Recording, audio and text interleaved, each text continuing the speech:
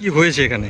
Actually কিছুক্ষণ আগে আমাদের হঠাৎ আমাদের দেখছি যে আমরা চেয়ার টেবিল দুলছে, ফ্যান সিলিং ফ্যান দুলছে। তো আমরা যারা স্টাফ ছিল, বাকি সব স্টাফ আমাদেরকে সতর্ক করলো যে ভূমিকম্প হচ্ছে।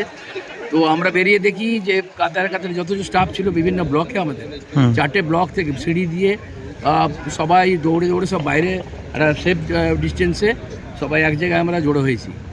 আমরা মানে প্রত্যেকে আতঙ্কিত যে এই ভূমিকম্পের ব্যাপারে। আমরা কোনোদিন এই নতুন বিল্ডিংয়ের পর এইরকম ফেস করিনি।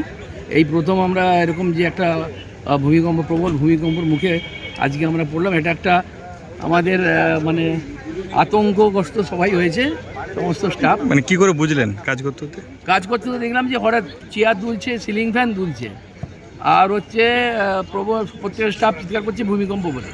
তো ন্যাচারালি প্রত্যেকে অ্যালার্ট করছে বাইরে যাওয়ার জন্য। তো সেই থেকে আমরা বাইরে সব বেরিয়ে এলাম। আপনার নাম? কৌশিক অধিকারী, ডিস্ট্রিক্ট ম্যাজিস্ট্রেট।